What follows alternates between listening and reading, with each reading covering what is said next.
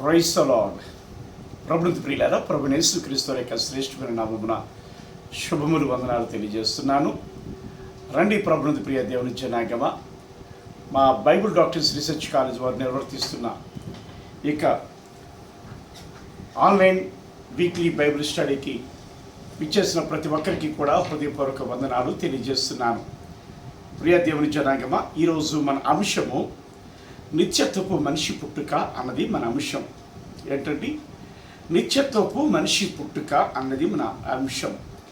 ఈ మనిషి పుట్టుక, మనిషి యొక్క ప్రాధాన్యత తెలియకపోవడం వల్ల చాలామంది ఎలా పడితే అలాగా జీవిస్తూ వస్తున్నారు. మనిషి యొక్క జీవితంలో నిత్యత్వపు ఉనికి అనేది ఉందా? మనిషి పుట్టుకలో ఉండే మర్మం ఏమిటి అన్నది మనం ఆలోచించినట్లయితే ప్రిమేట్ వల్ల ఇక మనిషి పుట్టుకకు వెళ్ళే ముందు ఆదికాండము 2వ అధ్యాయంలో ఉండే మాటలు మనం చదువుకుందాం. ఆదికాండము 2వ అధ్యాయము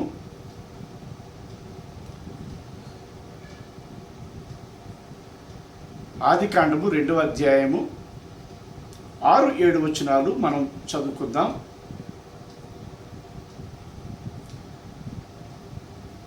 7వ వచనం చదువుకుందాం. దేవుడైన యెహోవా నేలమంటితో నరుని నిర్మించి వాని నాసికారంధ్రములలో జీవవాయువును ఓదగా నరుడు జీవాత్మాయను అన్నమాట ఉంది. నరుడు జీవాత్మాయను అన్నమాట కనబడుతుంది. ఏంటట? నేలమంటితో దేవుడు మనిషిని చేశాడు. మనిషిని చేసిన తర్వాత, ఆ నేలమంటితో మనిషిని చేసిన తర్వాత దేవుడు చేసిన పని ఏంటంటే తన ఆత్మను మన నాసికారంధ్రముల ద్వారా మానవుడు ఆ మట్టి బొమ్మలోనికి ఊదాడు అన్నది ఇక్కడ మనకి కనబడుతుంది.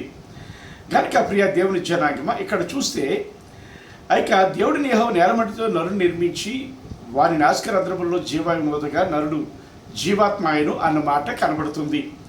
అదే రీతిగా చూస్తే కీర్తనల గ్రంథము 139:15 ఎలాగుంది?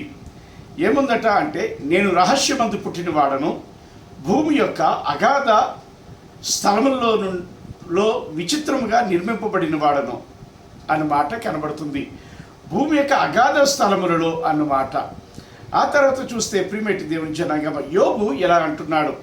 ఏమంటున్నాడంటే, యోబు 33వ అధ్యాయం 6వ వచనం, దేవుని ఎడల నేనును నీ వంటి వాడను, నేనును జిగట మంటితో చేయబడిన వాడనే అన్నమాట కనబడుతుంది. అంటే నరుడు లేకపోతే మానవుడు నిత్యత్వపు ఉనికి తెలుసుకోవటానికి మానవుని యొక్క పుట్టుక అంటే తల్లి గర్భంలో నుంచి పుట్టే పుట్టుక వేరే, మానవుడు మొట్టమొదట చేయబడిన విధానం వేరే. కనుక ఈ మాటలను మనం పరిగణలో తీసుకొస్తే నిత్యత్వపు మానవుడిని మొదట ఆలోచించేద్దాం. చివరిలో ఆ యొక్క మనిషి పుట్టుక, తల్లి గర్భంలో నుండి పుట్టే ఆ యొక్క మర్మంని మనం పరిశోధన చేద్దాం. ముందు నిత్యత్వపు మరణాన్ని పరిశోధించేద్దాం. ఎందుకంటే ముందు మనుషుడు తయారు చేయబడ్డాడు. మనుషుడు నా దేవుని చేత తయారు చేయబడ్డాడు. మట్టి ద్వారా, భూమి యొక్క అగాధములు ఉన్నట్టు మట్టి, నేల మట్టితో చేయబడ్డాడు మనుషుడు. మొదటి ఎలిమెంట్ మట్టి. 2వ ఎలిమెంట్ ఏంటంటే దేవుని యొక్క ఆత్మ, దేవుని యొక్క ఊపిరి. దేవుడు ఊపిరి ఊదాడు, అంటే దేవుడు తన ఆత్మను ఊదాడు బొమ్మలోనికి. ఊదినప్పుడు నరుడు జీవించు ప్రాణి అయ్యాడు అని మాట ఉంది అక్కడ. కాబట్టి ప్రియ దేవుని జనాంగం, ఈ 2 ఎలిమెంట్స్ కూడా మానవుని యొక్క నిత్యత్వానికి ఎలాగ దోహదపడుతుందో మనం గమనించాలి. మానవుని యొక్క నిత్యత్వానికి ఎలాగూ దోహదపడుతున్నాయో మనము గమనించగలం ప్రియ దేవుని జనాంగమా. ఇప్పుడు చూస్తే నేలమంటి అన్నది మనిషిలో ఉండే డిఎన్ఏకి సంబంధించినది. మనిషిలో ఉండే డిఎన్ఏ, ఆర్ఎన్ఏ. ఈ ఆర్ఎన్ఏ పుట్టుక ఎలాగంటే దేవుడు తన ఆత్మను, తన ఊపిరిని ఓదగా జీవించు ప్రాణి అయ్యాడు. అంటే తద్వారా ఆర్ఎన్ఏ, రక్తము ఏర్పడినది. ఈ మట్టి బొమ్మకు జీవం వచ్చినది. అంటే దేవుని ఆత్మ మనిషి యొక్క ఆ యొక్క నేలమంటి కలిస్తే ఏమొచ్చిందట అంటే జీవము పుట్టింది, ప్రాణం పుట్టింది. ఏమండి, దేవుడు వెలుగు కమ్మని పలుకగా వెలుగు కలిగెను అని మాట ఉంది. అసలు ఆ దేవుని నోటి మాటలో ఏముందట అంటే ప్రిబెట్ వలన సమస్త సృష్టిని సృష్టించే ఆ ప్రభావం ఉంది, పవర్ ఉంది. కనుక దేవుని మాట చేత, అంటే కంటికి కనబడే ఈ సృష్టి హెబ్రీల్ రాసిన పత్రికలో ఉంటుంది. హెబ్రీల్ రాసిన పత్రిక 1వ అధ్యాయం 2వ వచనంలో చూస్తే ఏంటంట, ఈ సృష్టి ఎలా నిర్మించబడ్డదంటే కంటికి కనబడే పదార్థముల చేత నిర్మింపబడలేదనియు దేవుని మాట వలననే నిర్మించబడిందని చెప్పి కనబడుతుంది మనకి ఆ రీతిగా. కనుక పదార్థముల చేత ఆయా రీతిగా అమర్చి సృష్టించబడిన సృష్టి కాదు ఇది, దేవుని మాటల వల్ల వచ్చిన సృష్టి. అదే రీతిగా మానవునిలో ఏం పుట్టిందట, మట్టి ప్లస్ దేవుని ఆత్మ కలిసేసరికి ఏం పుట్టిందట, జీవము పుట్టింది. అదే మానవుని యొక్క బ్లడ్, జీవం అనగా బ్లడ్. ఆ బ్లడ్ అనేది ఉత్పత్తి అయ్యింది కనుక నరుడు జీవించు ప్రాణి ఆయను అన్నమాట మనకి అక్కడ కనబడుతుంది. ఏమండి, నరుడు జీవించు ప్రాణి ఆయను అన్నమాట మనకి అక్కడ కనబడుతున్నది, అది మనం చూడగలుగుతున్నాం. ప్రియ దేవుని జనాంగమా, ఈ సమయంలో మనం చూస్తే praise the lord, thank you, welcome. ప్రిమిట్ వలన ఈ సమయంలో మనం చూసినట్లయితే మనిషి యొక్క పుట్టిక మర్మం ఆల్రెడీ క్లాస్ స్టార్ట్ అయిపోయిందండి. కానీ దేవునికి లేఖన భాగాలు మాత్రమే చదివాం.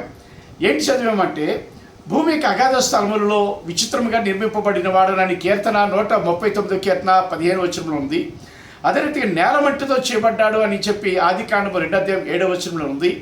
అదే రీతిగా ఆ యొక్క యోబు 33:6లో నేను జగట మట్టితో చేయబడిన వాడిని అని ఉంది. అంటే ఇప్పుడు ఏం చూసుకున్నామట అంటే 2 ఎలిమెంట్స్ ఉన్నాయి. ఈ 2 ఎలిమెంట్స్ నిత్యత్వమైనవా కాదో కూడా మనం చూడాలి, పరిగణలో తీసుకోవాలి, పరిశోధించి. ముందు మానవుడు చేయబడినప్పుడు ఉండే మర్మం చూద్దాం. చివరిలో మానవుని యొక్క తల్లి గర్భం నుంచి పుట్టే ఆ పుట్టుక చూస్తూ దానిలో నుంచి యేసుక్రీస్తు ప్రభువు యొక్క పుట్టుకను కూడా పరిశోధన చేయబోతున్నాం మనం. హల్లెలూయా. గనుక వచ్చిన వారు, లేటుగా వచ్చిన వారు కూడా ఈ వీడియో కూడా తీయబడుతుందో ప్రక్క గనుక ప్రైజ్ ది లార్డ్, వీడియో కూడా తీయబడుతుంది కనుక దయచేసి మీరు చూడగలరని ప్రభు పేరట మనవి చేస్తున్నాను. సరే, ఇప్పుడు ఏంటంటే అంటే దేవుని ఆత్మ, దేవుడు పెట్టిన ఆత్మ, మనిషి యొక్క నేల మట్టి, ఈ 2 కూడా ఎలిమెంట్సే. ఏమంటుంది ప్రిమిట్ వలన అంటే బైబిల్ ఏమంటుందంటే ఆత్మ ఏంటంటారు, ప్రసంగి 12వ అధ్యాయంలో చూద్దాం రండి. ప్రసంగి గ్రంథం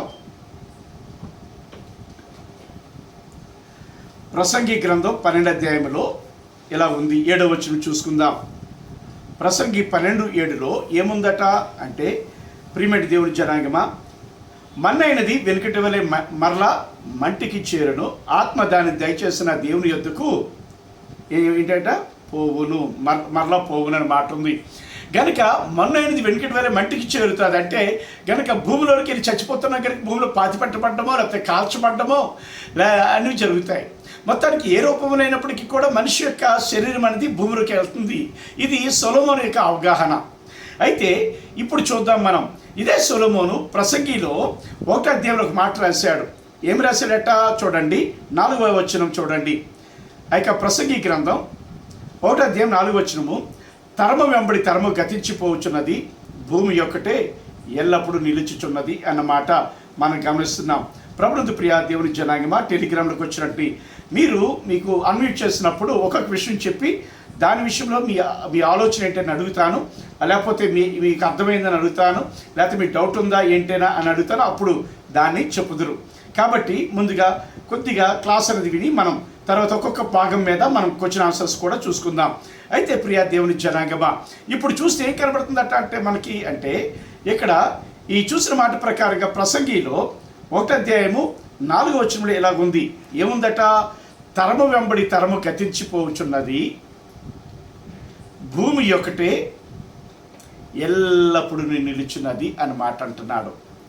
తరము వెంబడి తరము గతించిపోతుందట, భూమి ఒకటే ఎల్లప్పుడూ ఎటర్నల్, ఇంగ్లీష్లో చూస్తే ఎవర్ లాస్టింగ్ లేకపోతే ఎటర్నల్గా ఉంటుంది భూమి ఒకటి అనే మాట కనబడుతుంది.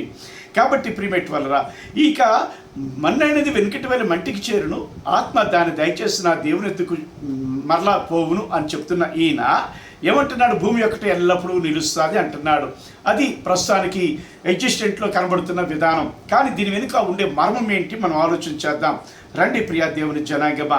గనుక ఇప్పుడు ఏంటంటే ఎన్ని ఎలిమెంట్స్ ఉన్నాయి మనిషిలో? 2 ఎలిమెంట్స్ ఉన్నాయి. ఒకటి ఆత్మ, రెండోది మట్టి, భూమి యొక్క భాగమైన మట్టి. ఈ 2 కలిసి జీవించు ప్రాణి అయింది దేవుడు జీవవాయువుని వదగా మనం చూసుకున్నాం. దీనికి ప్రియా దేవుని జనాంగమా దీనికి ఆత్మ విషయంలో మనం ఆలోచన చేస్తే ఆత్మకు మరణం లేదు. ఎందుకంటే దేవుడు అనబడిన వాడు బైబిల్ పర్స్పెక్టివ్లో చెప్తున్నాను. బైబిల్ పర్స్పెక్టివ్లో మొదటిది, బైబిల్ పర్స్పెక్టివ్లో దేవుడు అనబడిన వాడు ఎంతకాలము బ్రతుకుంటాడో అంతకాలము ఆయన ఊదిన ఆత్మకు అంతకాలము కూడా బ్రతికే ఉంటుంది. గనుక ఎందుకు అంటే ఈ ఆత్మకు మూలం ఎవరట? సృష్టికర్త అనబడిన ఆయన జీవము, ఆయన ఆత్మను ఊదాడు కాబట్టి ఈ ఆయన ఆత్మను కొంత భాగం ఇచ్చాడు మానవ జాతికి. దేవుని కంటే వాడిని కొంచెం తక్కువ వానిగా చేసి ఉన్నామన్న మాటకి చూస్తే 8వ కీర్తనలో మనం చూస్తే కొంచెం తక్కువ వాడంటే దేవుని పోలిక, దేవుని ఆకారము, దేవుని ఊపిరి, దేవుని యొక్క స్వరూపము అని కూడా చెప్పొచ్చు. దేవుడు ఆకారం లేనివాడు కాదు, దేవుడు ఆకారం కలిగిన వాడే దేవుడు. కాబట్టి ప్రియమేటి వల్ల అది కూడా లాగుతాను ఇక్కడ. అయితే ఈ సమయంలో మనం ఆలోచన చేస్తే ప్రియ దేవుని జనాంగమా, దేవుడు అనబడిన వాడు దేనికి మూలమట అంటే ఆ నిత్యత్వపు ఉనికికి మూలం. ఆ నిత్యత్వపు ఉనికి కలిగిన వాడు ఆత్మను ఊదాడు కనుక ఆ ఆత్మకు కూడా నిత్యత్వపు ఉనికి ఉంది. మనం ఇక్కడ చిన్న ఉపోద్ఘాతం చూసుకుందాం రండి. ప్రియ దేవుని జనాంగమా, టెలిగ్రామ్లోకి వచ్చినట్టు వారికి హృదయపూర్వక వందనాలు తెలియజేస్తున్నాను. నిత్యత్వపు ఉనికిలో ఉండే పరిస్థితి ఏంటంటే ప్రియమేటి వలన మనం ఆలోచన చేయవలసింది ఏంటంటే, నిత్యత్వపు ఉనికిలో మనం ఆలోచన చేయవలసింది ఏంటంటే, ఇప్పుడు దేవునికి మరణం లేదు కనుక ఆత్మకు మరణం లేదు అన్నది మనం చూసాం. మరి అట్లాంటప్పుడు దాని ముందు ఏం చూడాలంటే భూమి అనేది ఉంది కనుక భూమి దేనిలో భాగము? పంచభూతముల్లో భాగం.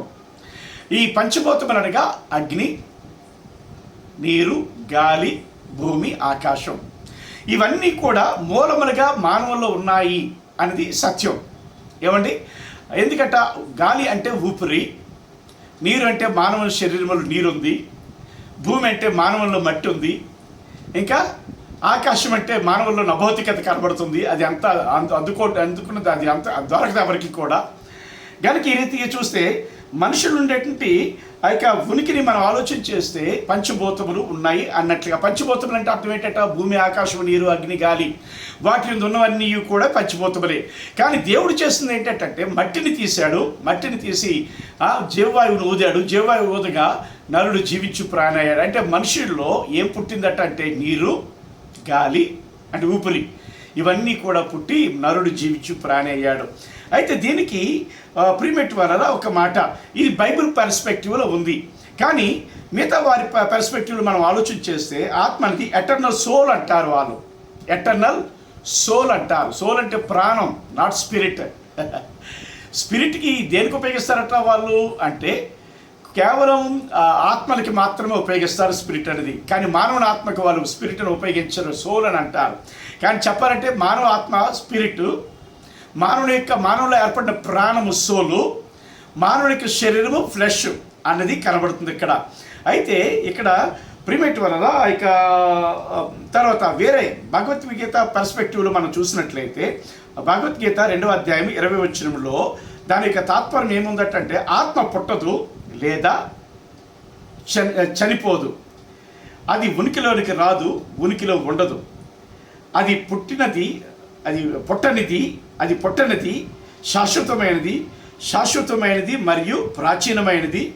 శరీరము చంపబడినప్పుడు కూడా ఆత్మ చంపబడదు అని ఈ గీత యొక్క సారాంశం, తాత్పర్యం కనబడుతుంది. ప్రియమేటి వల్ల కరెక్టే. కానీ ఆ ఆత్మ ఎక్కడి నుండి పుడుతుంది, ఎవరిలో నుంచి వచ్చింది? నిత్యత్వం కలిగిన ఆత్మ అని చెప్తున్నారు. కానీ అది దాని యొక్క ఎగ్జిస్టెంట్ అనేది ఎక్కడుందటంటే దేవుడు అనబడిన ఈ సృష్టికర్తలో ఉంది దాని యొక్క ఉనికి. కనుక ఆత్మకు మరణం లేదు, ఆత్మకు పుట్టుక లేదు. ఆయన నిత్యుడు అనబడినవాడు, అంటే eternal, from eternity to eternity అనబడిన ఆ దేవుని ఆత్మలో కొత్త భాగము దేవుడు మానవులను పెట్టాడు. ఇప్పుడు ఉపోద్ఘాతం చూద్దాం. గనుక ప్రియమేటి వలన ఆలోచించండి. చూసిన వారు కూడా ఆ టెలిగ్రామ్లో వస్తున్నట్టు వారు కూడా ప్రభు పేరట వందనాలు తెలియజేస్తున్నాను. అయితే ప్రియ దేవుని జనాంగమా, ఈ సమయంలో మనం ఆలోచించవలసింది ఏంటంటే ఒక్కసారి సృష్టి అంతటి కూడా 3 భాగాలు చేద్దామా? అయ్యా మీకందరికీ అన్మ్యూట్ చేస్తున్నాను. ఓకే, 3 భాగాలు చేద్దాం. ఏంటి మొదటి భాగం అంటే దేవుడు సృష్టించిన సృష్టిలో పంచభూతములు అంటే భూమి, ఆకాశము, అగ్ని, నీరు, గాలి. మరియు వాటి అన్నీ కూడా పంచభూతముల కేటగిరీకి వస్తాయి. ఏమండి? తరువాత చూస్తే రెండవ కేటగిరీ జీవరాశులు. జీవరాశులు అనగా జంతువులు, పురుగులు, పక్షులు ఇవన్నీ కూడా, వృక్షాలు కూడా వీటి కేటగిరీకి వస్తాయి. కనుక ఈ జీవరాశులు అన్న దానిలో మనం గమనించిన, పంచభూతములు గమనించిన వాటికి ఏముండదట అంటే ఆత్మ అన్నది ఉండదు. వాటికి ఆత్మ అన్నది ఎంత మాత్రం కూడా ఉండదు. కానీ మూడవ కేటగిరీ ఏంటంటే యావత్తు సృష్టిలో అంటే మానవుడు అనేది ఇక పాలపుంత గ్యాలక్సీ సృష్టిలో ఉండేది. నేను చెప్తున్నది ఈ మాట అంతా కూడా పాలపుంత గ్యాలక్సీ సృష్టిలో ఉండేటువంటి భూమి ఆకాశాలు ఉండేటువంటి పరిస్థితులు చెప్తున్నాను నేను. కానీ మరి మిగతా వాటిలో ఏంటంట, మిగతా గ్యాలక్సీలో నీరు ఉంటుందో ఉండదో కూడా చెప్పలేం. అక్కడ ఆక్సిజన్ కలిగిన గాలి ఉంటుందో ఉండదో చెప్పలేం.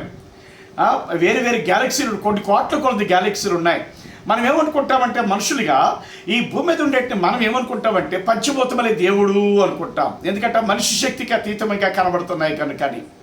కానీ కాదు, ఈ పంచభూతములు ఈ పాలపుంత గ్యాలక్సీ వరకే తప్ప ఆ మిగిలిన గ్యాలక్సీకి సంబంధం కనబడదు అక్కడ. కాబట్టి ప్రియ దేవుని జనాంగమా, అయితే 3 కేటగిరీలో మొదటిది పంచభూతములు, రెండోది జీవకోటి, మూడోది ఏంటట, మూడోది చెప్పాలి వింటున్నవారు, మూడోది మానవ జాతి, 4వ కేటగిరీ ఒకటి ఉంది ఏంటట, మిగిలిన పాలపుంతలు, విశ్వం పాలపుంతలు, కేవలము పాలపుంతలు అంటున్నా గ్యాలక్సీలు, కేవలము ఈ పాలపుంత గ్యాలక్సీ విశ్వం కాదు, మొత్తం ఉంది. అంటే 4 కేటగిరీలుగా యావత్తు సృష్టిని సృష్టించాం.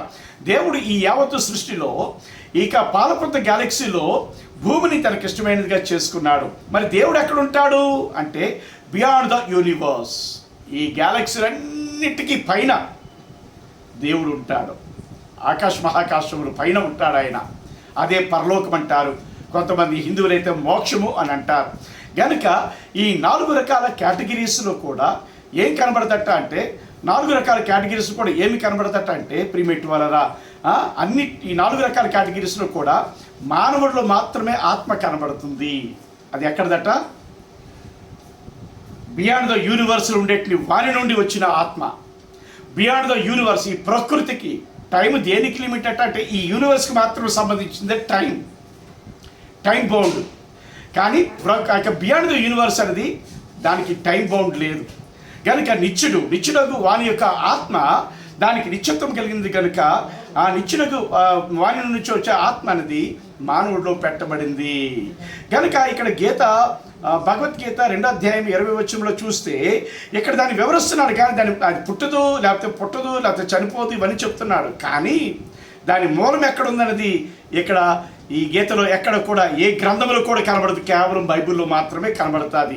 అవును ప్రియమేట్ వాళ్ళరా, ఏంటి పరిస్థితి అంటే అది ఎక్కడి నుంచి వచ్చింది అంటే బియాండ్ ద యూనివర్స్లో ఉండేటువంటి వానిలో నుండి వచ్చిన ఆత్మ కనుక దానికి మరణం లేదు, పుట్టుక లేదు, చావు లేదు. అంటే ఫ్రమ్ ఎటర్నిటీ టు ఎటర్నిటీ కలిగినది. అంటే దేవుడు ఉన్నాడు అని చెప్పడానికి నిదర్శనం. హల్లెలూయా.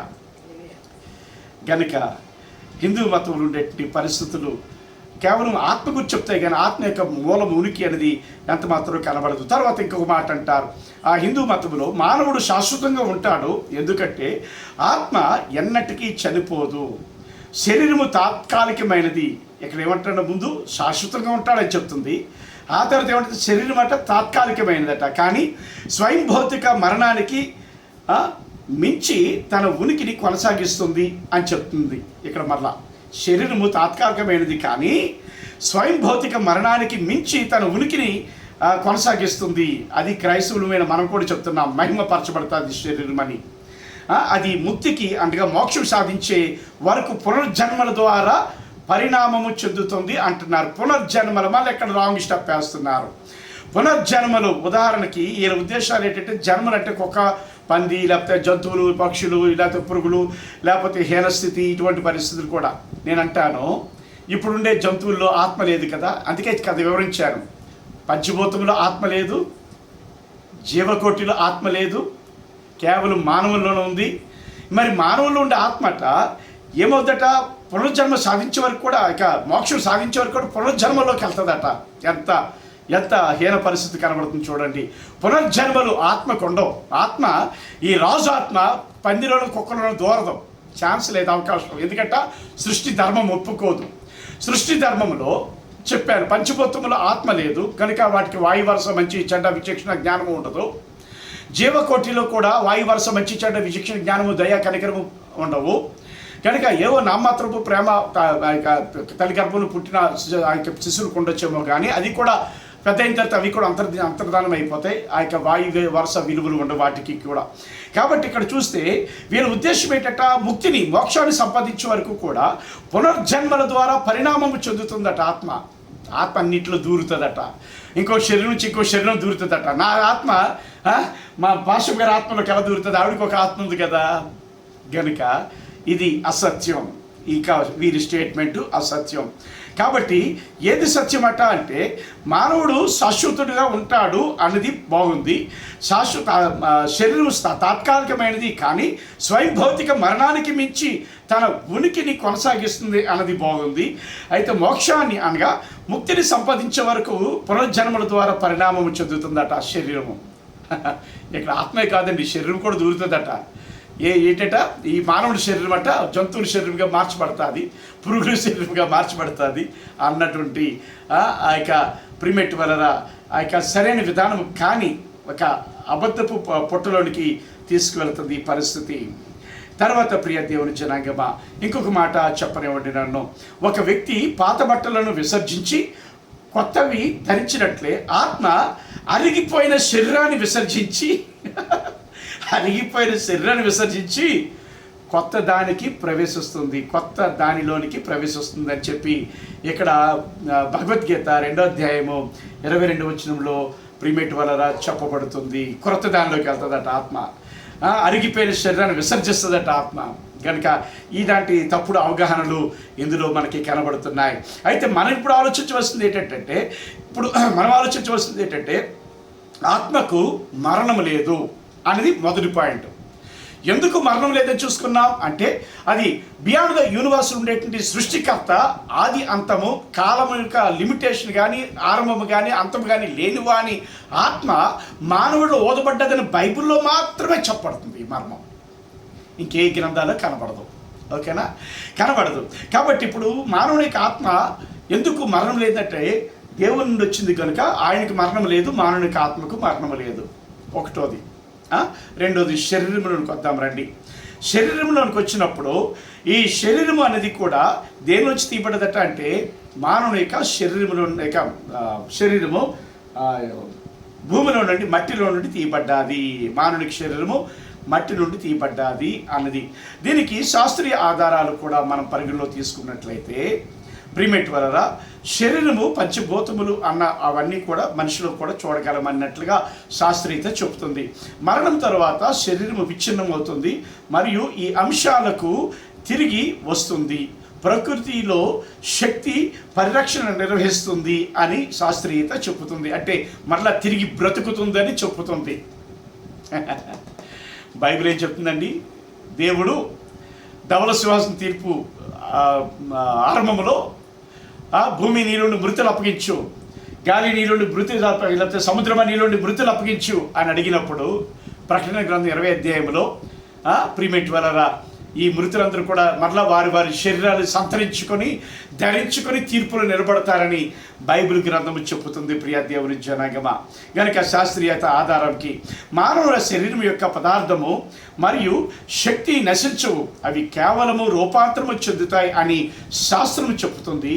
దీనికి 2 ప్రధాన నిబంధనలు ద్వారా మనం అర్థం చేసుకోవచ్చు. దీన్ని ఏంటట? మొదటిది ప్రధాన నిబంధన అంటే the law of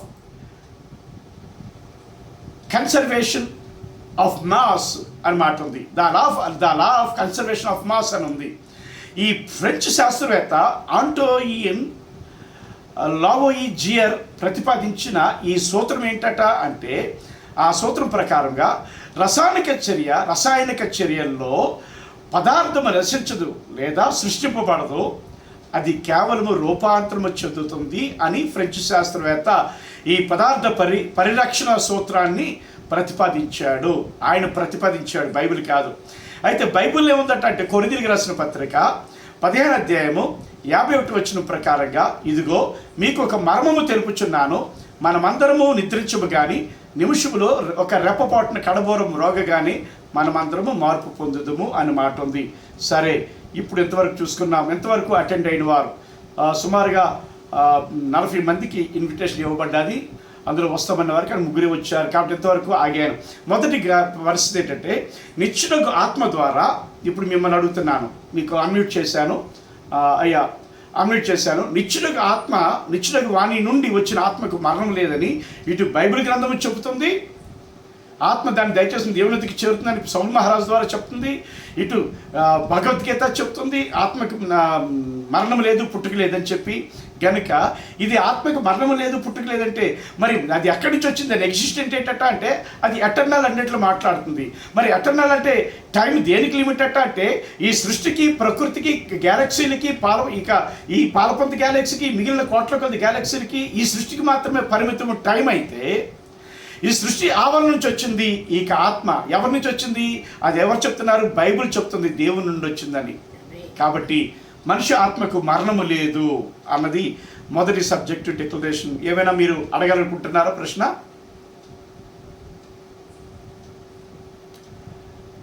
Moses Daniel గారు, ఆడిటర్ శ్యామ్ కుమార్ గారు, ఏమైనా ప్రశ్న అడగాలనుకుంటున్నారా మొదటి భాగం నుండి?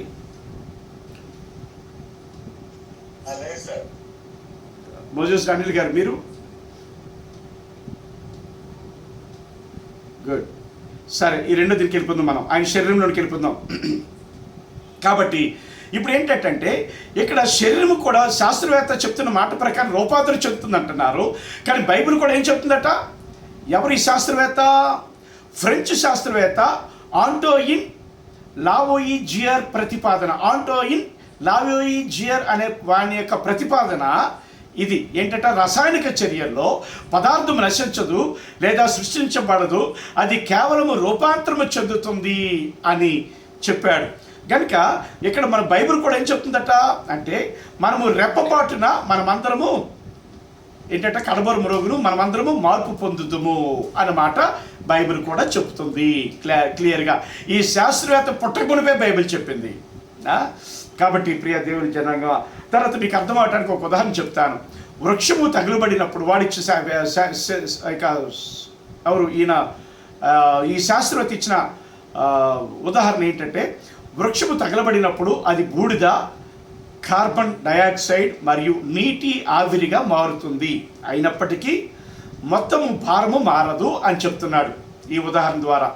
కాబట్టి ప్రిమేట్ వల్ల ఇక్కడ చూస్తే శరీరం అంట ఏంటంటే, దగ్గర మనం భగవద్గీతలో కూడా చూసుకున్నాం ఏంటట, శరీరానికి మరణం లేదు, మళ్ళీ అది తిరిగి బ్రతుకుతుందని చెప్పి ఆ మాట కూడా మనం చూసుకున్నాం.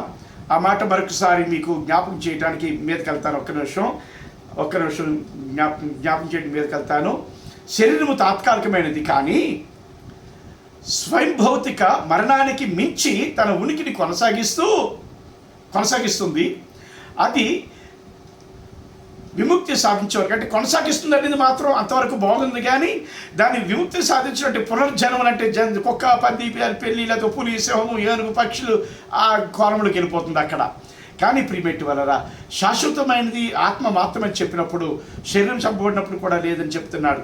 కాబట్టి ఇక్కడ మనం చూసినట్లయితే ఈ శాస్త్రీయ ఆధార ప్రకారంగా చూసినా మన బైబిల్ చెప్తుంది కరెక్టు. అంటే బైబిల్కి ముందు పుట్టినోళ్ళు కాదు వాళ్ళు, బైబిల్ తర్వాత పుట్టినోళ్ళు నిర్ధారించే శాస్త్రీయత అది, అంతేగాని బైబిల్ ఎత్తి చూపించే శాస్త్రీయత కాదు అది. బైబిల్కి సపోర్ట్గా వాళ్ళు నేర్చుకుని చూపిస్తున్నారేమో. తర్వాత ఫస్ట్ లా ఆఫ్ థర్మోడైనమిక్స్ అని మాట ఉంది. ఫస్ట్ లా ఆఫ్ థర్మోడైనమిక్స్ అనే సూత్రం ఒకటి ఉంది.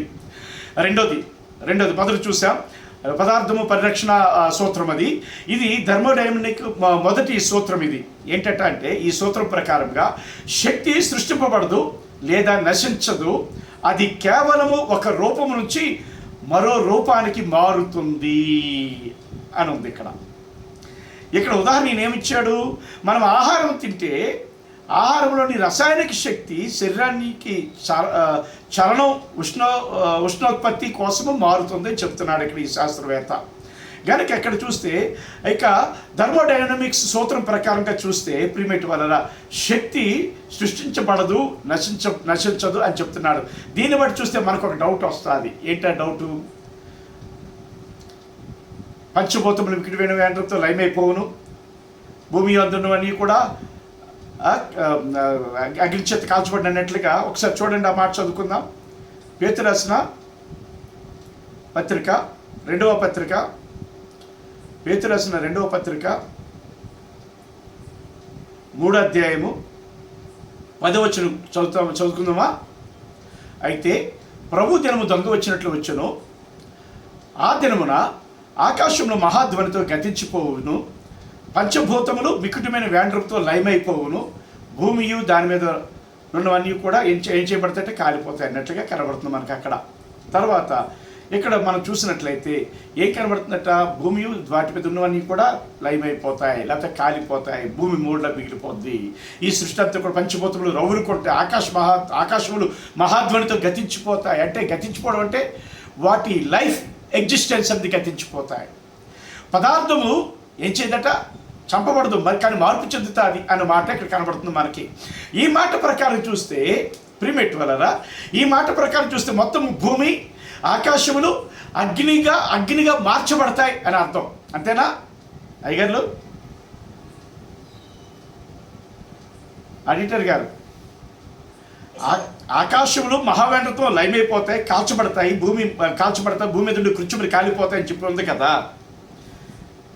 దీన్ని బట్టి చూస్తే ఇక ఆకాశములు భూమి ఇవన్నీ కూడా రూపాంతరం చెందుతాయని థర్మోడైనమిక్స్ సూత్రం చెప్తుంది. దాని ప్రకారంగా రూపాంతరం చెంది సృష్టి ఎలా రూపాంతరం చెందబోతుందని బైబిల్ చెప్తుందట అంటే అగ్నిమయముగా మిగులుతుంది. ఈ పాలపొంతలు ఉండి ఈ సృష్టి పాలపొంతలు ఉండేటువంటి పాలపొంత అంతా కూడా అగ్నిమయంగా మహాకాశములు భూమి అంటే యావత్ సృష్టి కూడా అగ్నిమయంగా కనబడుతుంది అన్నట్లుగా మనకి మారుతుంది అన్నట్లుగా ఈ పేతురు రాసిన పత్రిక 3వ అధ్యాయము 10వ వచనం, 2వ పత్రిక 3వ అధ్యాయం 10వ వచనంగా మనకు కనబడుతుంది. అవునా కాదా? అయితే యెషయా గ్రంథం 28:18లో ఏముందట? మరణంతో మీరు చేసుకున్న నిబంధన కొట్టివేయబడును, పాతాళముతో మీరు చేసుకున్న ఒడంబడిక నిలవదు, ప్రవాహం వలె ఉపద్రవం మీ మీదకి దాటునప్పుడు మీరు దాని చేత త్రొక్కబడిన వారొగదురు. వచ్చినప్పుడల్లా అది మిమ్మను ఈడ్చుకొని పోవును, ప్రతి ఉదయము ప్రతి పగలు ప్రతి రాత్రి అది వచ్చును, అట్టి ప్రకటన గ్రహించడం వలన మహాభయము పుట్టెను అని మాట ఉంది. తర్వాత యెషయా గ్రంథం 34:9-10లో కూడా చూస్తే ఒక్క నిమిషం మనం అలాగే లోపలికి వెళ్ళిపోతున్నాం. లోపలికి కాకుండా శరీర విషయంలో మనం ఆలోచించేద్దాం. ఇప్పుడు చెప్పండి, ప్రసంగి గ్రంథంలో 1వ అధ్యాయము 4వ వచనం ఏముందంటే తరం వెంబడి తరం గతించిపోతుంది కానీ శరీరం ఒక్కటే నిలుస్తుంది అని మాట ఉంది. శరీరం ఒక్కటే నిలిచిండును అని మాట ఉంది. కాబట్టి ప్రిమేట్ వలన ఈ సమయంలో మనకి ఈ మనిషి యొక్క పుట్టుకలో ఉండేటిని మూల ఎలిమెంట్ ఏంటంటే భూమిలో ఉండేటిని మట్టి. ఈ భూమిలో ఉండేటిని మట్టి చేత మనిషి చేయబడుతున్నాడు. కాబట్టి ఈ మట్టికి కూడా భూమికి ఏముందట? నిత్యత్వం ఉంది. అది రూపాంతరం చెందినప్పటికీ కూడా దానికి నిత్యత్వం ఉంది. అలాగనే భూమిలో నుండి తీయబడిన ఎలిమెంట్ మట్టి చేత చేయబడిన మానవుని యొక్క శరీరానికి కూడా ఏముంది? ఏముంటుందండి పాస్టర్ గారు? బ్రతుకుంటుంది, మార్పు చెందుతుంది. గనుక ఈ మట్టి భూమికి నాశనం లేదు, భూమిలోంచి తీయబడిన మట్టి డిఎన్ఏకి కూడా నాశనం లేదు. కానీ అది మరలా బ్రతుకుతుందని చెప్పి ఆ యొక్క భగవద్గీతలో ఉంది, బైబిల్లో ఉంది. కాబట్టి ఆ యొక్క ప్రిమేట్ వలన ఇప్పుడు శరీరానికి కూడా మరణము లేదు, శరీరానికి కూడా మరణము లేదు. అయితే ఏంటంట? ఎటర్నిటీ ఉండాలి.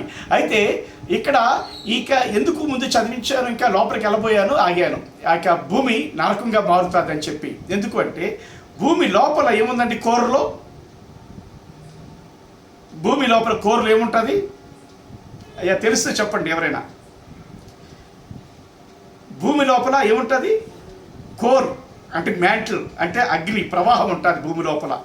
దాన్ని బైబిల్ ఏమంటుందంటే టెంపరరీ పాతాళం అంటుంది. పాతాళం అనేది ఎక్కడుందంటే భూమిలో ఉంది. అది అగ్ని. దాని పరిశోధనలో కూడా జర్మనీ వారు పరిశోధన చేశారని చెప్పి చూసుకున్నాం ఆ రోజుల్లో. ఇంకా అక్కడి నుంచి సౌండ్లు వస్తున్నాయని. చైనాకి కూడా ఆ ద్వారం ఉంది, అక్కడి నుంచి సౌండ్లు వస్తున్నాయి, పాతాల్లో అరుస్తున్నారు, వారు సౌండ్లు వస్తున్నాయి కనుక ఆ ద్వారం మూసారని చెప్పి ఆ చరిత్ర కూడా చెప్తుంది మనకి. కాబట్టి భూమి యొక్క లోపల కోర్ అగ్ని లావ ఉంది. ఇప్పుడు ఏం చేయబడుతుందట, ఎప్పుడైతే భూమి ఆకాశములకి రగులుకుంటాయో, అగ్ని చేత రగులుకుంటాయో, అప్పుడు ఆ దేవుని పరలోకం నుండి గంధకము కురమరించబడుతుంది ఈ భూమి మీద.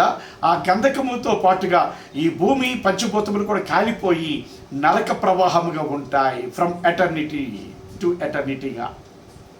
కనుక ఈ శరీరము కలిగిన మానవుడికి కూడా మరణము లేదు. కాబట్టి ఇప్పుడు ఏంటంటే మానవుని యొక్క ఎగ్జిస్టెన్స్కి రెండు ఆధారాలు కనబడుతున్నాయి, either eternal life or eternal destruction, అంటే ఎటర్నల్ పెర్సిక్యూషన్ చెప్పొచ్చు కూడా మనం, అంటే నరకములు యాతన పడ్డం అనేది కూడా చెప్పొచ్చు. బైబిల్లో చాలా ఆధారాలు ఉన్నాయి మనకు తెలుసు. కాబట్టి మనిషి యొక్క శరీరం యొక్క నిత్యత్వపు మనిషి అని మొదట అన్నాను, తర్వాత పుట్టుక ఆధారాలు అన్నాను, మర్మం అన్నాను. పుట్టుక మర్మం చూద్దాం. కానీ ఇక్కడ మనిషి యొక్క పుట్టుక మనిషి యొక్క తయారు చేయబడ్డంలో ఏంటి ఉందట అంటే ఎటర్నిటీ అనేది ఉంది. కనుకనే ఈ eternity either destruction or eternal life. కాబట్టి దేవుడు మనిషిని చేయటంలో దేవుని ఉద్దేశం ఏంటంటే నీవు నేను కూడా నిత్యత్వంలో ఉండాలి. ఏంటో నిత్యత్వం? దేవుని మనసు ప్రకారంగా ఆయన ఆత్మ, ఆయన ఊపిరిలో చేయబడిన మానవుడు నిత్య జీవం అనబడిన మోక్షంలో ఉండాలనేది దేవుని ఉద్దేశం. కానీ మన చెడు క్రియలు ఉన్నాయే, మన చెడు క్రియలు ఎక్కడికి తీసుకెళ్తాయి ఏంటంటే నరకానికి తీసుకెళ్తాయి. కాబట్టి ప్రియ దేవుని జనాగమా, ఇంకా ఈ నరకం గురించి చూడాలంటే యెషయా గ్రంథం 28 అధ్యాయం చూసుకున్నాం మనం.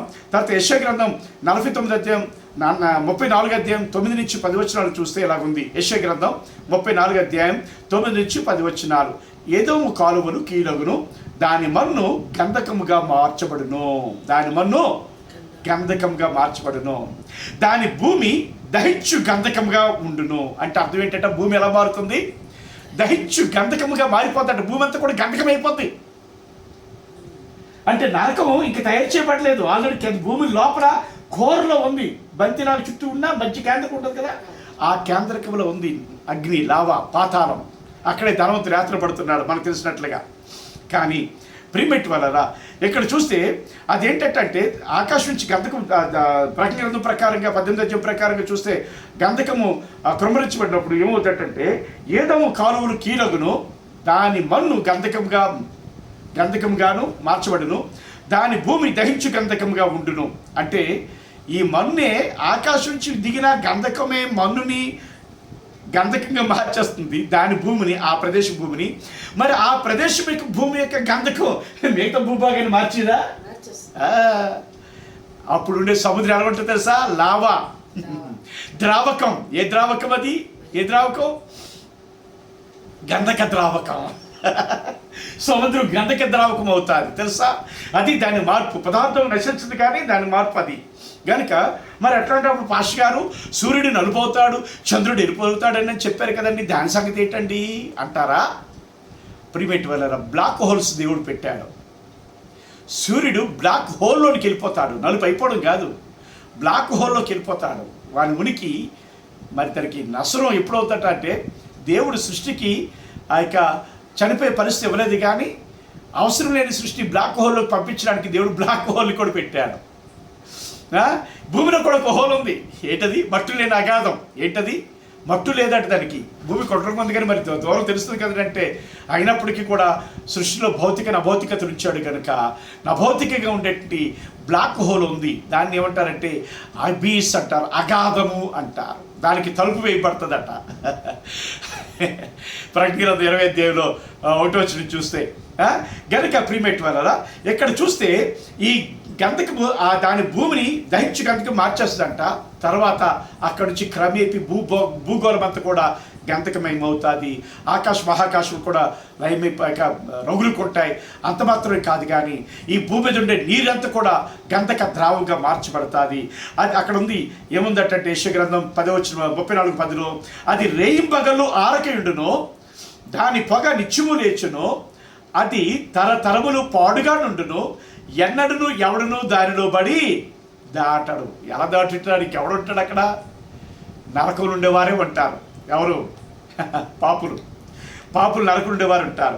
చూడండి ప్రియమైన వల్ల ఇర్మియా గ్రంథంలో కూడా ఒక మాట ఉంది. ఏముందట? ఇర్మియా గ్రంథం చదువుకుందాం. తీయండి అయ్యా, టెలిగ్రామ్ ఉన్నట్టు వారు బైబిల్ తీయండి.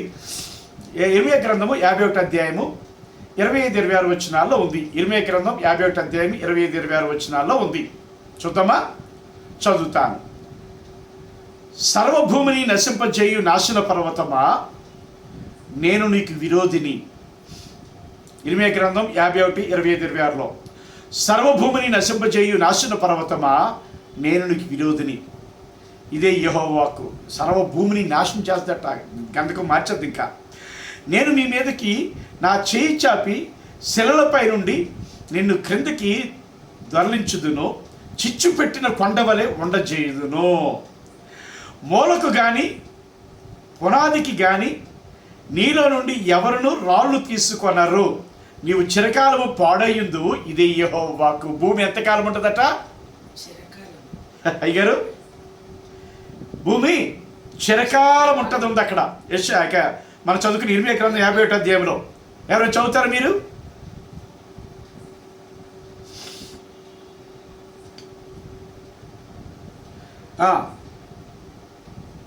ఏమండి? కనుక భూమి అక్కడి నుంచి మారి ఏమవుతుందంటే గంధకముగా మారిపోతుంది. అంటే భూమి లోపల ఉన్నట్టు కోరు కేంద్రకం నుండి దాని ఒత్తిడి వక్రకం మీదకు వస్తుంటే ఈ మీద నుంచి వెళ్ళే గంధకం అనేది కూడా వచ్చేసి మొత్తానికి ఈ భూగోళం అంతా కూడా నరకప్రాయంగా అగ్నిమయంగా సూర్యుడి గోళంగా ఉంటుంది. అందుకే సూర్యుడు బ్లాక్ హోల్లోకి వెళ్ళిపోతుందేమో. సూర్యగోళంగా మారుతుంది. ఈ సూర్యగోళంలో ఎవరుంటారట అంటే పాపము చేయు శరీరముతో ఉన్నవారు ఉంటారు. చూడండి మార్కు సువార్త 9వ అధ్యాయము 48 వచనం. మార్కు సువార్త 9వ అధ్యాయము 48 వచనంలో ఉంది. ఏముంది చూద్దామా? 47, 48 కూడా చదువుకుందామా? ఎవరైనా తీస్తారా? మార్కు సువార్త 9వ అధ్యాయము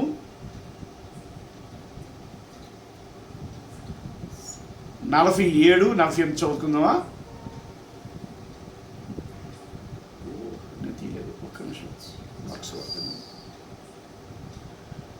మార్కు సువార్త 9వ అధ్యాయము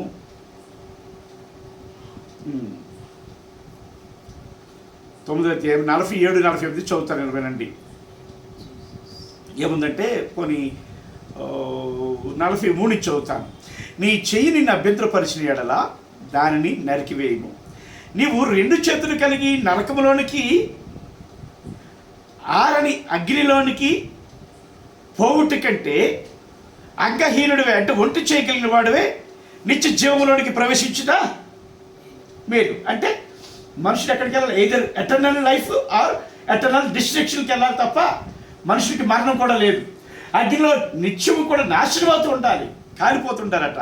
కనుక నీ నైతిక విలువలకు, నైతిక ధర్మానికి, నైతిక గుణ లక్షణాలకు విరుద్ధంగా, దైవిక ఉద్దేశాలకు విరుద్ధంగా నడిస్తే నీ చేయి నేను అభ్యంతరపరిస్తే దాన్ని నరికేయి. 2 చేతులు కలిగి నరకంలోకి వెళ్ళినట్టు ఒంటి చేయి కలిగి మోక్షంలోకి వచ్చుట మొత్తం అన్నట్లుగా మాట్లాడుతున్నాడు ఇక్కడ దేవుడు. తర్వాత నీ పాదము నిన్ను అభ్యంతరపరిచినట్ల దానిని నరికివేయము. 2 పాదములు కలిగి నరకములో పడవేయబడేటి కంటే కుంటివాడవై జీవములో ప్రవేశించటం మేలు. తర్వాత 47 కన్ను నిన్ను అభ్యంతరపరిచిన ఎడల దాన్ని తీసి పారవేయము. ఎందుకట?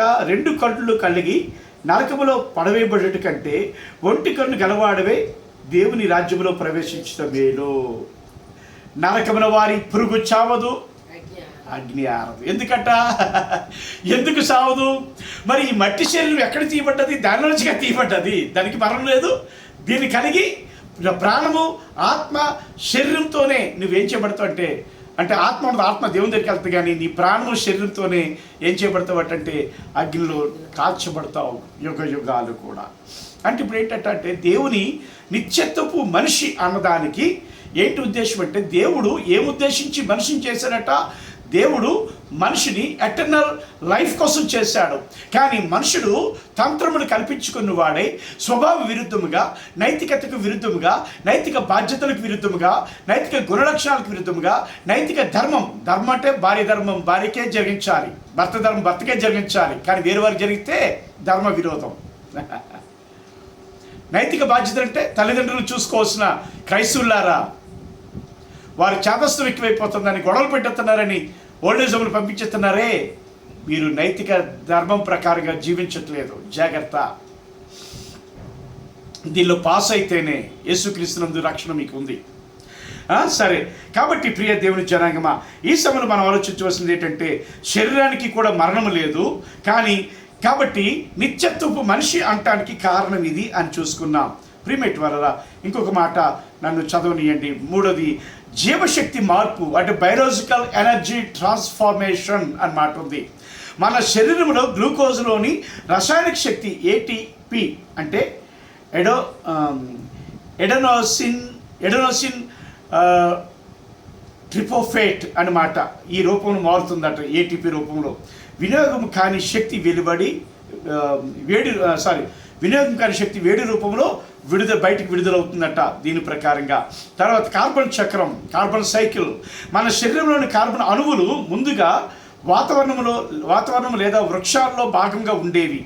మరణం తర్వాత అవి పునర్వినియోగం అవుతూ ప్రకృతిలో మరో జీవరూపాల్లో చేరుతాయి అంటున్నాడు. వీడి ఉద్దేశం ఇది, ఈ సూత్రం. కనుక ఈ ఉద్దేశంలో ఉండే ఈ సూత్రం ఏంటంటే వేరు రూపాల్లోనికి చేరుతాయి అంటున్నాడు. ఇది వాడిది కరెక్ట్ అయిన విధానము కాదు. కాబట్టి ప్రియ దేవుని జనాంగం, మొదటిది చూసామంటే నిత్యత్వపు మనిషి అంటే మనిషికి ఆత్మకు మరణం లేదు. ఎందుకంట అది ఎటర్నిటీ నుంచి వచ్చింది. ఎటర్నిటీ అంటే ఎవరు? Existent God. ఆ యొక్క దేవుడు అనబడిన ఆ ఉనికి కలిగిన వాడు, సృష్టికి ఆవల ఉండేవాడు, టైంకి బౌండరీ కానివాడు, టైం లిమిట్ లేనివాడు, టైం క్యాలిక్యులేషన్ ఆయనకి లేనిది. అక్కడి నుంచి ఆయన ఆత్మ ఈ మట్టిలో ఊదాడు కనుక మనుషుడు జీవించి ప్రాణయ్యాడు. తర్వాత భూమికి కూడా మరణం లేదు అని సైంటిఫిక్గా కూడా మనం చూసుకున్నాం. కనుక ప్రిమేట్ వల్ల భూమిలో ఉండేటువంటి ఈ భూమి అంతా కూడా అగ్నిమయం అయిపోతుంది. ఇప్పుడు పాపం చేసినట్టు వారు ఎటర్నల్ డిస్ట్రక్షన్కి వారి శరీరము మరలా సంతరించుకుంటుందని సైంటిఫిక్గా చూపించాను. తర్వాత వేరే దీనిలో నుంచి కూడా చూపించాను. కాబట్టి ఈ సభలో మీరు ఆలోచించవలసింది అది. అయితే ఇప్పుడు ఒక్కసారి మనిషి పుట్టుక మర్మం అనేది ఒక్కసారి దానిలోకి మనం వెళ్దాం. మనిషి పుట్టుక మర్మం ఏంటంటే, యేసుక్రీస్తు ప్రభు వారి పుట్టుకను చాలామంది విమర్శిస్తున్నారు. మనిషి పుట్టుక మర్మం విషయంలో కూడా ఇది విమర్శించే వారికి గొడ్డలు పెట్టిగా ఉండాలనేది నా ఉద్దేశం. ప్రిమేట్ వలన మనిషి పుట్టుక మర్మంలో ఏంటంటే మొత్తం ఒక శిశువులో పుట్టే శిశువులు ఉండేవి 46 క్రోమోజోములు. ఆడవారిలో నుండి 23 క్రోమోజోములు వస్తాయి, పురుషుల్లో నుండి 23 క్రోమోజోములు, మొత్తం 46 క్రోమోజోములు. 46 క్రోమోజోములు వస్తాయి అంటే 23 జతలు. వీటిలో 22 జతలే అంటే 44 జతలే సామాన్య క్రోమోజోములు అంటే ఆటోసోమ్స్ మరి అంటారు. కానీ ఒక జత స్త్రీ పురుషుల నుంచి వచ్చే ఒక జత క్రోమోజోమ్స్ అవి ఏంటంటే లింగ నిర్ధారణ చేసే క్రోమోజోమ్స్ అవి. ఏమండి? అయితే పుట్టుకకు సంబంధించిన లింగ నిర్ధారణ చేసే క్రోమోజోముల ద్వారా లింగ నిర్ధారణ జరుగుతుంది. అంటే ఎక్స్ మరియు వై క్రోమోజోములు మనిషి లింగ నిర్ధారణను నిర్దేశిస్తాయి. పురుషులు XY క్రోమోజోములు కలిగి ఉంటారు. పురుషులు ఒకవేళ ఆ శిశువుకు ఎక్స్ క్రోమోజోమ్ అందిస్తే స్త్రీ ఎప్పుడూ కూడా ఎక్స్ క్రోమోజోమ్ని కలిగి ఉంటుంది. ఎక్స్ క్రోమోజోమ్ని తప్పనిసరిగా స్త్రీ విడుదల చేస్తుంది. కానీ పురుషుడు ఆ ఎక్స్ క్రోమోజోమ్ని విడుదల చేస్తాడు అనుకోండి, పురుషుడు స్త్రీ ఎక్స్ క్రోమోజోమ్ విడుదల చేస్తుంది. విడుదల చేసినప్పుడు ఏమవుతుందట, XX కలిసి ఏంటట XX క్రోమోజోమ్లు కలిసి విడుదలవుతాయి. ఒకవేళ వై క్రోమోజోమ్ విడుదల చేస్తే XY క్రోమోజోము అనేది విడుదలవుతుంది. ప్రియ దేవుని జనాంగమ.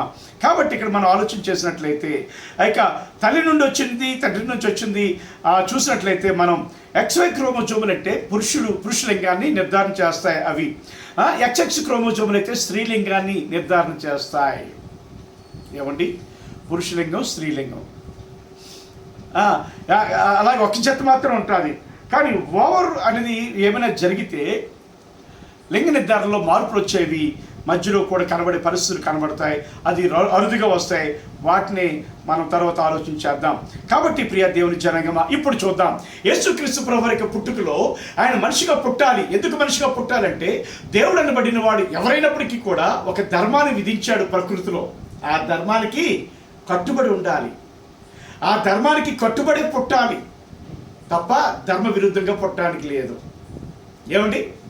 కనుక ఆ ధర్మ విరుద్ధంగా మాయమైపోయి రావడానికి, రూపాంతరాలు చెందడానికి లేదు. దేవుడు అనబడ్డవాడు, ప్రకృతి ఆవరు ఉండేటివాడు, ప్రకృతిలోకి రావాలంటే ఆయన విధించిన ధర్మం ప్రకారం వస్తేనే వాడు దేవుడు, లేకపోతే దేవుడు కాడు. అయితే ఇప్పుడు యేసుక్రీస్తు వారు ఎలాగొచ్చారట, ఆయన పూర్వం ఉండేట్టు వాడు, ఆయన ఎగ్జిస్టెంట్, ఆయన శరీరాన్ని దాల్చడానికి వచ్చినప్పుడు ఆయనలో పాపము లేదు అనటానికి గల కారణం ఏంటంటే, ఆ యొక్క కన్యమరియ యోసేపులు ప్రదానము చేయబడక మునుపు, అంటే ప్రదానం చేయబడిన తర్వాత వారు ఏకము చేయబడక మునుపు, అంటే సెక్సువల్గా కలవక మునుపు, అంటే క్రోమోజోమ్స్ యొక్క విడుదల అండోత్పత్తి జరగక మునుపు యేసుక్రీస్తు ప్రభు వారి గర్భధారణ అయింది. ఏంటంటే వాక్కు, ఓం అనే వాక్కు. వాక్కు హిందువులు ఓం అంటారు, మనం వాక్ అంటాం. గనుక ఈ లోగోస్ లేకపోతే వాక్కు ఏం చేయబడుతుందటంటే అది అండంలోనికి వచ్చింది. వాక్ ఎవరట? పురుషలింగం. గాడ్ ఎవరు? దేవుడు. ఏకవచనం, పురుషలింగం, స్త్రీలింగం కాదు. దేవుడు ఎవరట? వాక్కు దేవుడు. గనుక ఆ వాక్కు అనేది ఏమైందట, కన్యమరి యొక్క అండంలోనికి వచ్చింది. ఇప్పుడు కన్యమరి అండంలో 23 క్రోమోజోములు రిలీజ్ అయ్యాయి. ఇప్పుడు మరి లింగ నిర్ధారణకి ఏం కావాలట? 23 క్రోమోజోములు ఒక జత మాత్రం ఉంటే లింగ నిర్ధారణ అవుతుంది. కనుక ఆ యొక్క వాక్కు పురుషలింగము క్రోమోజోమ్ అయితే, ఆ యొక్క ప్రిమేట్ వలన ఆ యొక్క స్త్రీలో నుంచి, అంటే కన్యకలో నుంచి వచ్చిన క్రోమోజోములు 23లో ఒకటి ఆ లింగ నిర్ధారణ. కనుక యేసుక్రీస్తు ప్రభువారు పురుషుడికి భూమి మీద జన్మించారు, పాపం లేని వాడిగా. అంటే ధర్మం ఏంటట అంటే, వాస్తవంగా మనిషి పుట్టారంటే మా ఇద్దరు భార్య భర్తల కలయిక ద్వారా పుడతారు. కానీ దేవుడు అలాగ కాకుండా పరిశుద్ధుడు కనుక అటువంటి కలయికలు ఉండకూడదనే ఉద్దేశంతో దేవుడే ఆమెలోనికి, ఆమె అండంలోనికి ప్రవేశించి శరీరధారిగా ఈ లోకానికి వచ్చాడు. ఆమెది ఆదాము యొక్క శరీరము కనుక యేసుక్రీస్తు ప్రభువారు, ఆ యొక్క యేసుక్రీస్తు ప్రభువారు ఈ మనుషుడిగా రావటానికి కారణమైంది. ఇది ఇక్కడ మర్మం. కనుక కాబట్టి ప్రియ దేవుని జనాంగమా, ఈ క్రోమోజోమ్స్లో నుంచి వచ్చిన వారు, అంటే మనిషి పుట్టుక, దేవుడి పుట్టుక వేరే, మనిషి పుట్టుక వేరే. మనిషి పుట్టుక ఎలాగుంటుంది కాబట్టి ఉదాహరణకు మీకు చెప్పడానికి ఒక మాట చెప్తాను.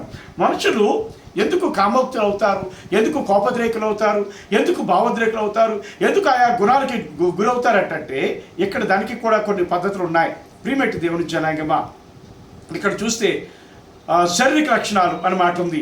తల్లి నుండి వచ్చే జీన్లు శిశువుల్లో కంటి రంగు, జుట్టు రంగు, చర్మము మరియు శరీర నిర్మాణంపై ప్రభావం చూపుతాయి. మాతృక వంశగత వ్యాధులు కూడా వస్తాయి తల్లి నుండి. తర్వాత తండ్రి నుండి వచ్చే క్రోమోజోముల పాత్ర ఏంటంటే లింగ నిర్ధారణ చేయడం మాత్రమే కాదు, కానీ తండ్రి నుండి వచ్చే జీన్లు శిశువు ఎత్తు, శారీరక శక్తి మరియు ముఖ్యమైన లక్షణాలను ప్రభావితం చేస్తాయి. వంశగత లక్షణాలు అంటే తండ్రి ద్వారా వచ్చే ఆటోసోమ్ల లేదా లింగ సంబంధిత వ్యాధులు కూడా పిల్లలకు ప్రభావం చూపుతాయి. వై క్రోమోజోమ్ ప్రత్యేకమైంది. తండ్రి నుండి వచ్చే వై క్రోమోజోమ్ వంశ పరంపరలో మగ పిల్లలో ఒకే విధమైన జీన్లను తరలిస్తుంది. ఇది తండ్రి వంశాన్ని ముందుకు తీసుకువెళుతుంది. తల్లి మరియు తండ్రి క్రోమోజోముల కలయిక, తల్లి మరియు తండ్రి క్రోమోజోముల నుండి వచ్చే జీన్లు సమానంగా కలయిక అవ్వడం ద్వారా శిశువు యొక్క ప్రతి లక్షణము, ఉదాహరణకి చర్మం రంగు, కంటి రంగు, జుట్టు రంగు నిర్ణయించబడుతుంది. జెనెటిక్ వైవిధ్యం తల్లి మరియు తండ్రి నుండి క్రోమోజోముల కలయిక వల్ల వైవిధ్యమైన శారీరక మరియు మానసిక లక్షణాలు ఉత్పన్నమవుతాయి అని ఇక్కడ మనం చూసుకున్నాం. కనుక ఈ గుణాలు వస్తున్నాయి. కానీ వీటిని జయించాలంటే ఏం చేయాలట? మరలా దేవుడే మార్పు చేయాలి మనల్ని. మన పాత హృదయాన్ని తీసివేయాలి, మాంసపు గుండు వేయాలి, రాతి గుండు తీసివేయాలి, ప్రాచీన స్వభావం తీసివేయాలి. బాప్తిస్మం ద్వారా ప్రాచీన స్వభావం సిలువేయబడినప్పుడు నవీన దైవిక స్వభావం దేవుడు ధరింపజేశాడు కనుక మనం క్రైస్తవులు అయ్యాం. కాబట్టి ప్రియ దేవుని జనాంగమా, అంటే ఇప్పుడు చెప్పవలసిన అంతటి సారాంశం యొక్క ఆత్మీయత ఏంటంటే, సారాంశం ఏంటంటే మనిషి పుట్టుక నిత్యత్వ, మనిషి పుట్టుక అంటే నిత్యత్వం అని ఎందుకన్నా, మనిషి యొక్క ఆత్మకు మరణం లేదు, మనిషి యొక్క శరీరం అనబడిన మట్టికి మరణం లేదు. కాబట్టి సేవకుడా, సేవకురాల, విశ్వాసి, లేకపోతే ఈ మాటలు వింటున్న అన్యులారా, మనిషి పుట్టుక దేవుని ఉద్దేశం ఏంటి అంటే నిత్యత్వం, నిత్య మోక్షం, నిత్య స్వర్గంలోనికి రావాలనేది ఉద్దేశం. కానీ దేవుడు ఆత్మగా నీలో పెట్టిన ఆ ఆత్మ ఉత్పత్తి చేస్తున్న ఆ విలువలు, ధర్మములు, ఆ గుణ లక్షణాలని వాటికి అనుకూలంగా నువ్వు పాస్ అవ్వకుండా నువ్వు ఫెయిల్ అవుతూ విచ్చలవిడి జీవితం ఈ భూమి మీద జీవిస్తూ బ్రతుకుతూ చనిపోతే నువ్వు ఈ భూమి మీద చనిపోతావు అనుకుంటున్నావు, ఈ భూమి మీద అయిపోయింది నా బ్రతుకు అనుకుంటున్నావు. అవ్వలేదు కుమార్తె, కుమారుడా, అవ్వలేదు. మరలా నీ శరీరం బ్రతుకుతుందని ఆ యొక్క భగవద్గీత కూడా చెప్తుంది, సైన్స్ శాస్త్రవేత్తలు కూడా చెప్తున్నారు. నీ శరీరం మా బైబిల్ కూడా చెప్తుంది నీ శరీరం బ్రతుకుతుందని. బ్రతికిన నీ శరీరం ఏమవుద్దట, ఈ భూమిలో ఉండిపోద్ది. ఈ భూమి శాశ్వతం అనుకుంటున్నాం కదా, ఈ భూమి మీద ఉండే ఇల్లు ఆస్తులు శాశ్వతం అనుకుని వెచ్చనుడిగా కామ క్రోధ మదవత్సరాలు సామవేద దండోపాయాలు ఉపయోగిస్తూ బ్రతుకుతున్నా కదా, దీనిలో ఉండిపోతావు. కనుక ఈ భూమి శాశ్వతంగా నరకంగా మారుతుంది. కనుక నీవు కూడా నీ ఆ అగ్నిలో కలిసిపోతావు. నీ పురుగు చావదు, ఆ అగ్ని ఆరదు, దానిలోకి వెళ్ళిపోతాం. కనుక మారు మనసు పొందుతామా? ఇప్పటి వరకు ఉండే క్రైస్తవులైన మనము కూడా మన జీవితము ఆశయం ఏంటి? ఎంతవరకు దేవుడు బ్రతికించాడు, ఎంతవరకు జరిగించిన జీవితం చాలు. ఇక నుండి దేవుడు ఉద్దేశించిన రీతిగా బ్రతకడం అనేది ఈ వాక్యం యొక్క సారాంశం. నిత్యత్వపు మనిషి పుట్టుక మర్మం ఇదే. కనుక మనిషి శరీరానికి మరణం లేదు, ఆత్మకు మరణం లేదు. ఈ మర్మం ప్రకృతి పంచభూతములకు ఆత్మ లేదు, అవి నశించిపోతాయి. అంటే అవి రూపాంతరం చెందుతాయి లావాగా. ఈ యావత్ సృష్టి అంతా కూడా లావా, అగ్ని లావా అయిపోద్ది, నరకంగా మారుతుంది. నీవు మాత్రం విశ్వాసులమైన మనము మన ఆత్మీయతను పరిశుద్ధతను కాపాడుకున్న మనము ఎక్కడికి వెళ్తామంటే బియాండ్ ద యూనివర్స్కి వెళ్ళిపోతాం. అంటే ఈ యూనివర్స్ ఉన్నదంతా కూడా అగ్నే, అగ్నిమయమే, అంటే నరకమే. జాగ్రత్త. ఉద్రేకం ఉంది కదా, విచ్చలుడిగా జీవిస్తాను కదా అనుకుంటే నీ ఉద్రేకము నేను నరకానికి తీసుకెళ్తాది.